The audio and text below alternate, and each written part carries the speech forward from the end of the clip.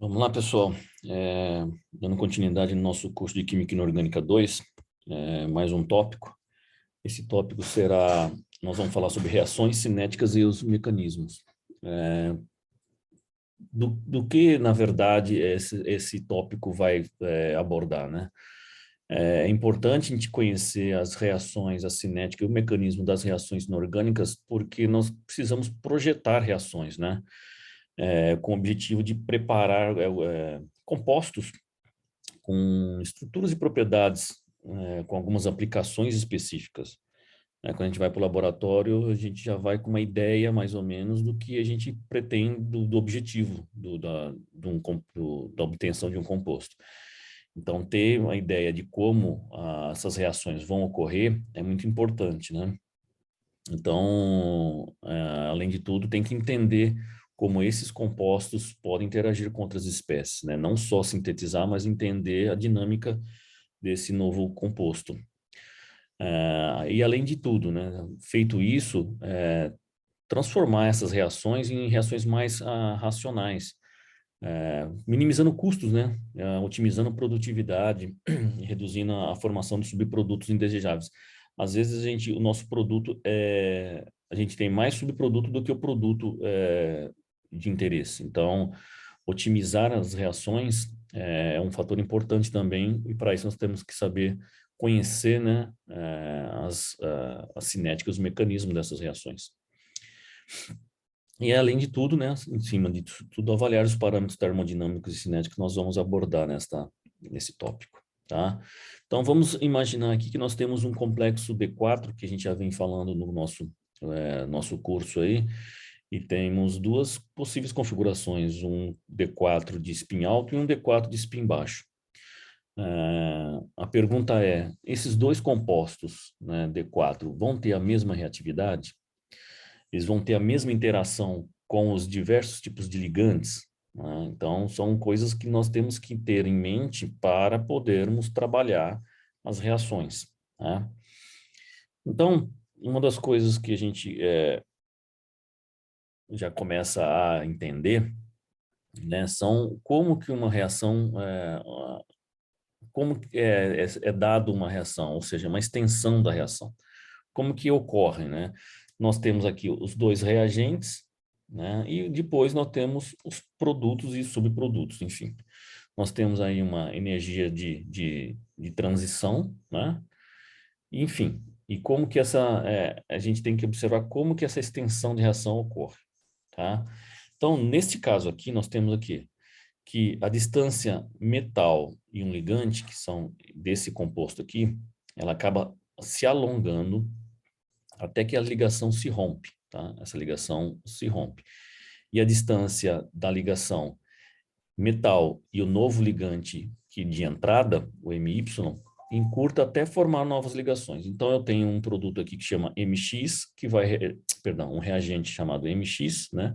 Um complexo, ou um sal, enfim, com metal, e eu tenho um ligante, essa ligação vai se alongando até que se rompe e esse ligante coordena ao centro metálico, formando o meu produto e o ligante de saída, tá?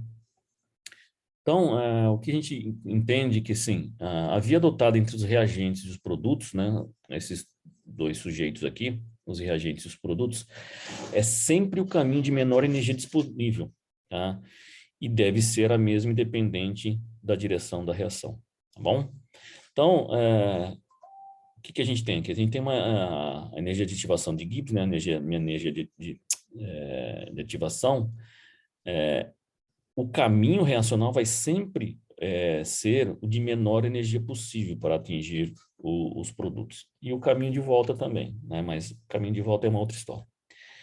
Bom, reações termodinamicamente favoráveis, que são realmente reações termodinamicamente favoráveis? São aquelas onde o ΔG é negativo, né? Isso nós já estudamos, e vocês também já viram vários exemplos disso em termodinâmica e os cursos de fisicoquímica, tá? Então, onde o meu ΔG é negativo, uma energia de ativação grande significa que a reação será lenta. Então, se eu tenho uma energia de ativação aqui muito grande, A reação é lenta, tá? Enfim, quanto menor a energia de ativação, mais rápido é a minha reação. Para reações termodinamicamente desfavoráveis, ou seja, meu ΔG, variação de energia livre de Gibbs, é positiva, até mesmo uma reação rápida, com energia de ativação pequena, é improvável de ocorrer. Tá? Então, se meu ΔG é positivo, provavelmente essa reação não vai ocorrer, e se ocorrer, ela vai ser instável e vai reagir de volta aos seus, né, vai voltar aos seus reagentes.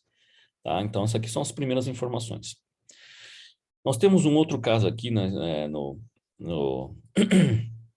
no caso B aqui, que são um pouco diferente, né? Dá para ver que é um pouco diferente. O que acontece aqui? A ligação MX não se rompe completamente antes, depois entra o meu ligante Y. Ocorre um intermediário de reação, que o Y, né, o meu ligante Y, se coordena fracamente, né, bem fraco ao meu centro metálico e ainda o ligante de partida não se rompeu completamente. Então, eu tenho aqui uma formação de um intermediário de reação. E que, na verdade, eu tenho dois possíveis... a nossa curva de energia aqui tem duas energias de ativação, na verdade. Essa primeira aqui, que é o gap aqui, a descida, né? É onde se forma esse intermediário de reação. E aí a última, que é o meu ΔG de reação, que é onde vai formar o meu Y, meu MY, né, que é o meu produto de interesse, e mais o meu ligante de saída. Então, nesse caso aqui, eu tenho a saída, a passagem por um intermediário de reação.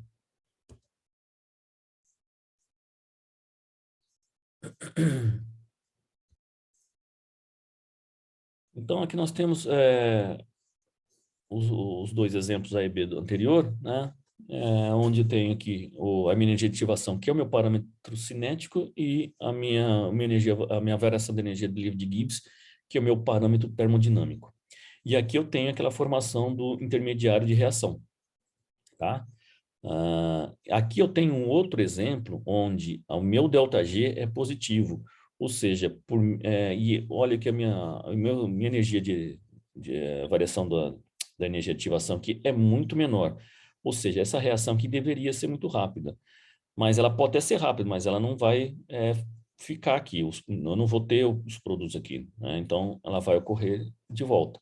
Então, são três perfis de extensão de reação.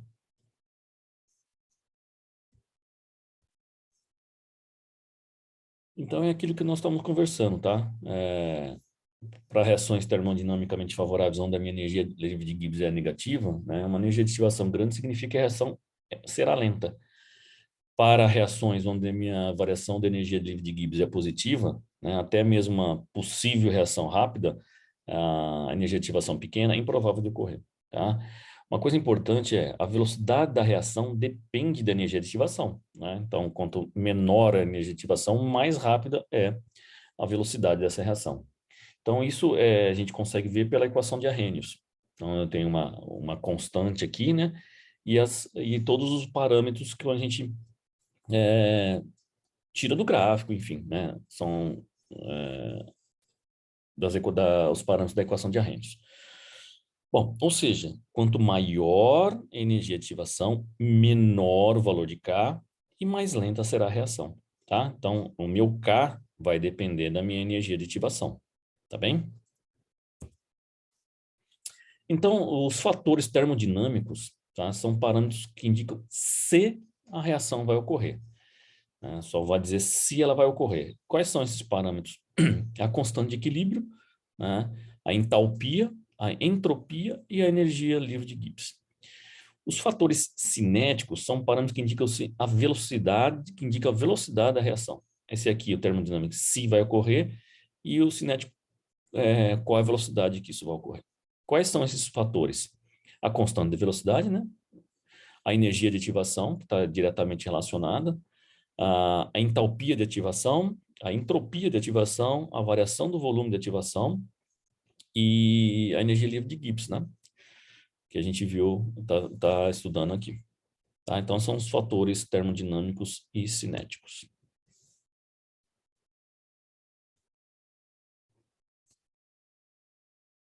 Nessas reações inorgânicas, pessoal, a gente faz, na verdade, substituição de ligantes, né? Então, nós temos lá um composto, um metal, no caso aqui com 6 ligantes, nesse caso, os 6 ligantes é água, né? E vou colocar um ligante, tá? Esse ligante de entrada vai se coordenar ao centro metálico e vai sair vai ter um ligante de saída, que vai ser uma das moléculas de água. E isso pode ocorrer tanto quando o ligante for neutro ou iônico, né? No caso aqui, aniônico, doação de elétrons. Tá? E para isso, né, com essas relações aqui, nós conseguimos fazer, determinar uma constante de formação, que na verdade vai ser o quê? A concentração do meu produto dividido pela concentração dos meus reagentes. No caso aqui, a gente omite o valor, no caso da água, tá? Quando a gente tem água. O valor da água, porque é líquido, né? Então, nós estamos trabalhando uma solução aquosa, ela não tem, a gente pode omitir, tá? Então, isso é a constante de formação do complexo quando a troca de um ligante, tá? Nesse caso aqui, constante de formação. Então, o que que nós temos aqui? Se nós pegarmos uma reação do íon metálico, o cobre 2+, e reagir com um ligante, no caso aqui amônia, eu vou ter o cobre 2+, um ligante amônia, continuo com 2 cargas positivas, porque esse ligante é neutro, né? Então, eu vou ter uma constante aqui de formação para este produto aqui. O que vai ser? A concentração, né, do meu produto dividido pelo produto, né, vezes da concentração dos meus reagentes. É a mesma coisa que constante de equilíbrio, tá? Mas aqui nós estamos chamando de constante de formação desse sujeito aqui. Aí, esse carinha aqui, tá aqui, ó. Vou colocar mais uma amônia nesse sujeito. Uma entrada. O ligante continua sendo amônia. Então, o que eu vou ter? Agora eu vou ter 2 amônias, a carga continua a mesma, porque esse cara aqui é neutro, e a constante de formação para esta reação é a concentração do meu produto, né, ou dos meus produtos, dividido pelo produto das concentrações dos meus reagentes. Isso pode ser feito, né, com quantas moléculas de ligantes for necessário. Tá? Então, Kn é igual a concentração, né, do meu produto dividido pelo produto da concentração dos meus reagentes. Esses valores experimentais aqui, nós temos que o log de K1 é 4,15, o log de K2 3,50, o log de K3 2,39 e o log de, enfim, seguindo até K4, dá 2,13. Observem que os valores estão diminuindo, tá? Uma coisa interessante se aqui no caso eu estou colocando uma molécula de cada vez, tá? Uma molécula de cada vez. Se eu colocar 2 moléculas, esse valor estequiométrico tem que ser levado aqui ao expoente nesse cálculo, tá? Não pode esquecer. Então, eu posso fazer passo a passo ou posso fazer já colocando todos os ligantes que eu vou necessitar, sabendo de quantos forem necessários, né? Então, aqui eu tenho N na valor estequiométrico, aqui eu tenho N no exponencial, tá? Então, meu Kn vai ser esse valor aqui. Bem, e observem também que esse valor aqui, que a gente chama de beta 2, que na verdade é a constante de formação 1 vezes a constante de formação 2, né? Porque eu tenho 2 aqui. Na verdade, eu posso fazer o produto aqui, ó, tá? Aí, as propriedades logarítmicas, né? Se eu tirar o log daqui, desse lado aqui, na verdade, eu tenho a somatória desses valores, tá? Então, isso aqui é só tratamento matemático. No caso aqui, o meu beta 4, que seria o produto das 4 constantes de formação, né? Dos 4 passos para a substituição de 4 ligantes, E fazendo a propriedade logarítmica do beta 4, eu vou ter a somatória de todas essas 4 constantes de formação, tá bem? Bom, portanto, quanto maior for a constante de formação, menor será a variação de energia livre de Gibbs padrão, ou seja, favorável termodinamicamente. Então, quanto maior for a minha constante de formação, mais provável que esse produto vá ocorrer, tá? Então, vamos repetir aqui, ó. Quanto maior for a constante de formação, menor será a variação de energia de Gibbs, ou seja, mais negativo, né? Ou seja, favorável termodinamicamente, tá bem? Então, aqui, ó, nós temos um gráfico do log da constante de formação e do número de ligantes que está sendo substituído. Observem vocês que, como nós falamos, quanto maior for a constante de formação, mais provável de ocorrer, né? Mais termodinamicamente favorável. Aqui eu tenho o níquel 2+, mais um ligante de entrada, amônia. Estou colocando um só. Então, ele tem uma constante de formação de 2,8 mais ou menos. Aí eu vou colocar duas amônias, aqui ó, duas amônias no meu N2+. Constante de formação diminuiu. 3 amônias no meu Ni, níquel 2+. Constante de formação diminui. E vai diminuindo, tá? 6 amônias no meu níquel 2+, constante de formação é bem menor quando eu tenho substituição só de uma, tá? A mesma coisa acontece com o meu alumínio 3+, com flúor, tá? Eu vou adicionando ligantes, vai dificultando essa entrada dos ligantes adicionais, tá? Isso tem um motivo, nós vamos conversar sobre isso. Então, pode ver que a constante de formação está diminuindo conforme eu vou aumentando o número de ligantes no centro metálico. Bom, vamos analisar um caso aqui, que é diferente deste aqui. Esse aqui está uma linha reta, constante de formação bem bacana, está caindo. Por que está caindo aqui, né? Nós temos aqui um fator estérico. Se eu já tenho 3 ligantes no meu centro metálico, eu vou colocando a aproximação desse novo ligante ao centro metálico é mais dificultada. Então, é mais lenta e a constante de formação é menor. Então, vai dificultando a formação com mais entradas de ligantes, tá? Então, ó, nesses dois casos aqui são casos clássicos. Mas nem sempre isso acontece dessa forma, tá? Observem esse caso aqui, por exemplo, ó, que eu tenho a entrada de 1 cloro, a entrada de 2, a entrada de 3 e a entrada de 4 cloretos, tá? E não é uma reta, tá? Não é uma reta.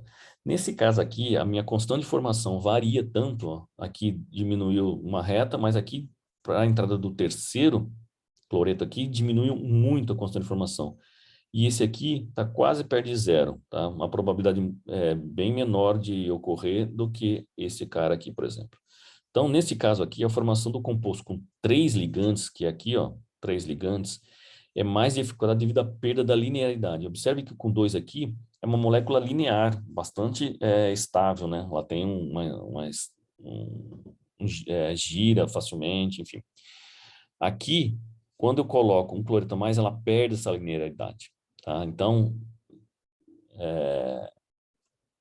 a estequiometria, não, perdão, estequiometria não, a linearidade é perdida, tá? Então, a constante de formação aqui cai muito.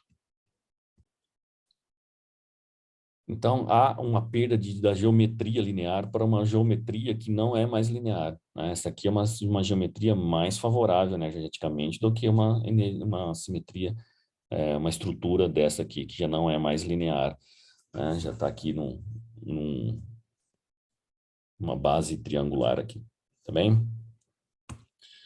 Vamos ver aqui mais um caso, tá? Do mesmo metal com ligantes diferentes. Nesse caso aqui, eu tenho cobre 2+ com amônia. Tá? Um ligante, 2 ligantes, 3 ligantes, 4 ligantes. Observem que até aqui está tudo bem.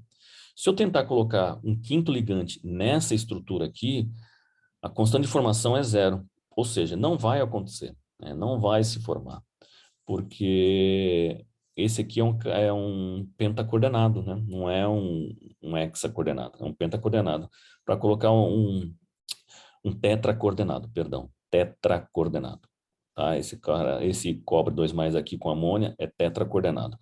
Para formar um pentacoordenado, não é possível, tá?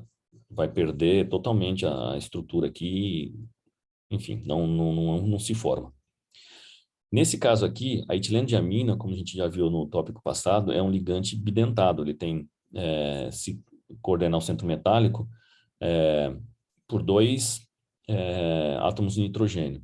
Então, quando eu coloco uma etilendiamina, beleza, tem uma constante de formação bastante alta. Se 2 etilendiamina, tem uma constante de formação bem alta.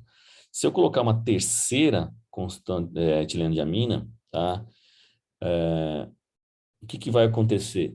Vou ter que colocar 3 etilendiamina e duas delas vão ter que ficar só ligado por um dos átomos de nitrogênio ao centro metálico, porque esse cara aqui também é tetracoordenado, né? E isso aqui não é favorável, não é favorável. É o efeito quelato, né? É mais energeticamente favorável formar um quelato dos dois lados do que um quelato e 2 ligantes que são bidentados, pendurados assim, tá? São estruturas diferentes. Mais 2 casos aqui. Com ferro, aqui eu tenho a bipiridina e a fenantrolina. Também nós já falamos disso no tópico passado. Nós temos estruturas diferentes. Então, nesse caso aqui, eu tenho o ferro com a fenantrolina. Ferro 2+ com uma fenantrolina. Eu coloquei uma só. Lembrando que fenantrolina é um ligante bidentado também. E aqui também, o ferro 2+ com uma bipiridina. Tá? Nesse caso aqui, ainda, minha estrutura dos elétrons, né, está em spin alto ainda. Tá? Aí eu vou colocar a segunda molécula do meu ligante bidentado, bipiridina ou fenantrolina. A constante de formação cai, tá? Até aí tudo bem. Só observem vocês que, teoricamente, pelo que a gente estava vendo, a adição de uma terceira molécula de ligante nesses 2 casos aqui, a constante de formação deveria estar aqui embaixo, né? Menos provável. Mas, nesse caso aqui, a constante de formação é muito mais elevada que esses 2 casos, quando é um ligante ou 2 ligantes, com 3 ligantes. Por quê? Quando, na verdade, quando eu coloco o terceiro, a minha configuração eletrônica, que era de spin alto, passa a ser de spin baixo. E quando eu calculo a energia de estabilização do campo ligante para esse caso aqui, é muito maior do que a energia de estabilização para esses casos aqui. Ou seja, né, uma molécula bastante estável. E a gente estudou isso aqui lá já, né? Energia de estabilização do campo ligante. Então, observe aqui, ó, tenho, apesar de ter 2 energias de emparelhamento, né? Uma aqui e uma aqui, essas duas aqui, ó, eu tenho 24 dQ e aqui eu tenho só 4 dQ. Então, a constante de formação é bastante elevada, ou seja, é termodinamicamente bastante favorável a formação desses 2 compostos aqui.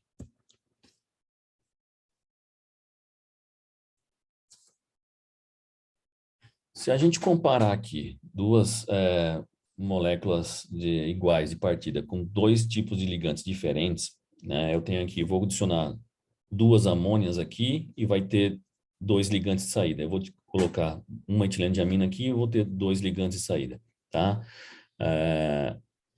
A diferença entre os dois aqui, esse cara aqui é bidentado, né? Vai se coordenar o centro metálico por 2 átomos de nitrogênio, e aqui eu tenho 2 moléculas distintas. Distintas não, iguais, mas com 2 pontos de coordenação, um ponto de coordenação para cada molécula. E aqui eu tenho 2 pontos de coordenação para uma molécula.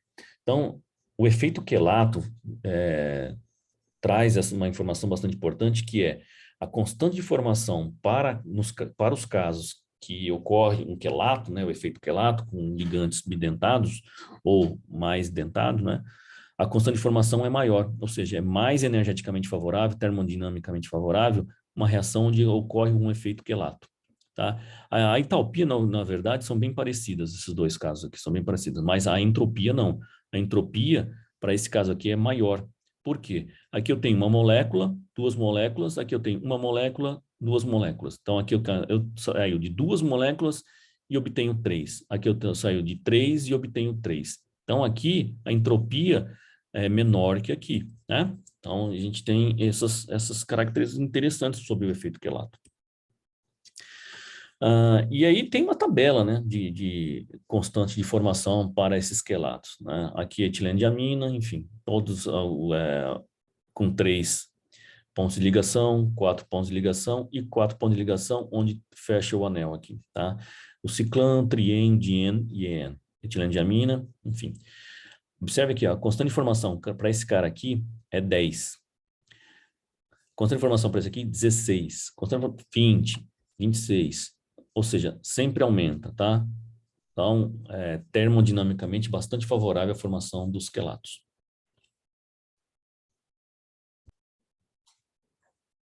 Uma informação bastante importante, pessoal, é a labilidade, que na verdade é um parâmetro cinético, né? Essa labilidade vai me trazer informação de quão rápido essa reação vai ocorrer. É a labilidade dos compostos ou dos ligandes, né? Ou seja, complexos que se reagem rapidamente, ou seja, troca os ligandes por outros ligandes, são classificados de lábeis, ou seja, houve uma troca de ligantes com uma certa rapidez. Tá? Um complexo lábio tem uma energia de ativação baixa para a substituição de ligantes, ou seja, aquela energia de ativação que a gente estava vendo lá, para um composto onde é considerado lábio, é baixa. Tá? E os compostos inertes, que nós chamamos de inertes, na verdade não é que eles são inertes, mas eles reagem mais lentamente. Tá? Então, quando a gente fala assim, mas esse ele é inerte. Inerte entre aspas, né? Se você deixar lá... É que assim, a gente quer obter os produtos num tempo que a gente consiga usar, né? Se você deixar uma reação lá, ela é lábil, mas a reação vai levar 20 anos para ocorrer, não tem interesse nenhum, né, nessa reação. Claro, não tem interesse não, a gente não, não quer uma reação que vai durar 20 anos, porque, na verdade, como eu falei no início, a gente quer otimizar reações, a gente quer saber de como essa reação ocorre para que essa reação seja ótima, né? Pensando no tempo de obtenção dela, tá bem?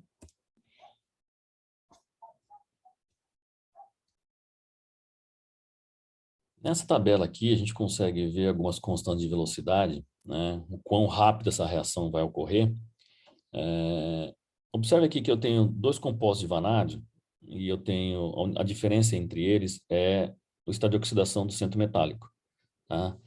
Aqui eu tenho uma constante de velocidade 5,0 vezes 10 a segunda e aqui eu tenho uma 8,7 vezes 10 a 1. Né?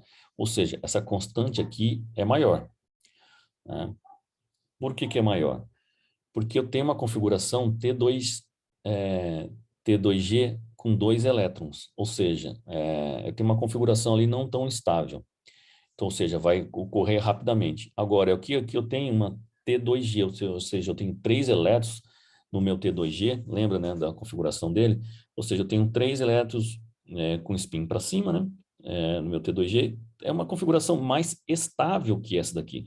Então, se eu comparo as duas, a velocidade de reação desse cara aqui vai ser maior, porque ele tenta ser mais rápido para ganhar energia ou perder, né, ou, enfim, para estabilizar essa configuração eletrônica aqui em relação, quando eu comparo com essa daqui. Tá? A mesma coisa acontece aqui, ó, tem os dois compostos, a única coisa que muda aqui é o estado de oxidação do metal. Esse cara aqui é um D3, esse cara aqui é um D4, e observem a diferença aqui, ó. A, a constante de velocidade desse cara aqui é muito elevada, porque eu tenho um elétron aqui de spin alto, né, EG, que desestabiliza esse composto. Então, vai reagir mais rapidamente, enquanto esse aqui não, está estável, né? Tá? Então, essas observações são importantes para que a gente tenha ideia do quão rápido pode ocorrer uma reação. Então, é isso que a gente está conversando, tá bem? É um resumo da tabela anterior.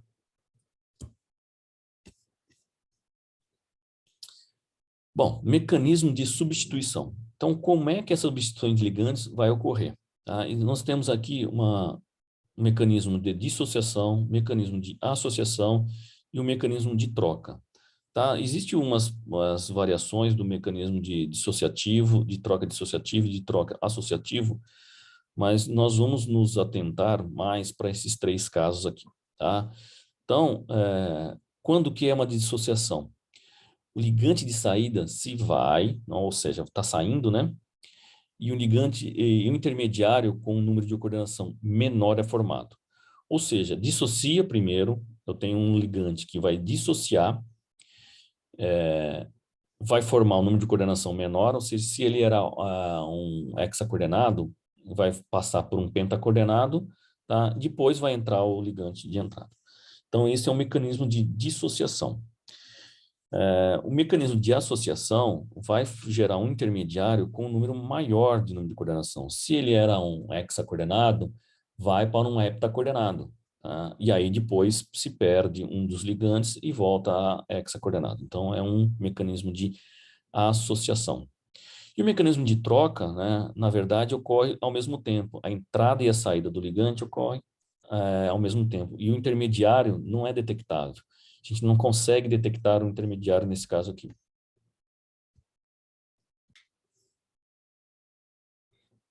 Então, exemplificando aqui o mecanismo de dissociação, eu tenho aqui o meu reagente, né? Vai passar por um intermediário de coordenação com número de coordenação menor. Eu tinha 6 aqui, passo por um 5, né? E o ligante de saída. E o ligante de entrada com o intermediário vai formar o meu novo composto. Pode ocorrer também do meu intermediário reagir com o meu próprio ligante de saída e formar o meu composto lá de partida, tá? Uma coisa interessante também, porque às vezes você pensa que está reagindo e não está reagindo. Tá? Aí a concentração desse aqui é maior que esse aqui e a obtenção do produto de interesse não é tão efetiva, tá? Esse cara aqui, a variação é zero, não se acumula. Bem, então é isso que acontece, ó, numa coordenada de reação, eu tenho os reagentes, né? É, no intermediário eu tenho o meu reagente, o meu ligante de saída, o meu íon complexo e o meu ligante de entrada, são separados, ó. Tá? E aqui, no final, eu tenho o meu composto, tá? E o meu ligante de saída. O de associação é aquilo que nós acabamos de conversar. O meu ligante de entrada se coordena ao centro metálico, formando um composto com um número de coordenação maior. E aí depois o ligante de saída, né, a ligação se rompe e forma o meu produto. Tá? E a coordenada de reação é bem parecida, só que no caso aqui, ó, o meu intermediário de reação está ligado ao meu ligante de entrada e está ligado ao meu ligante de saída.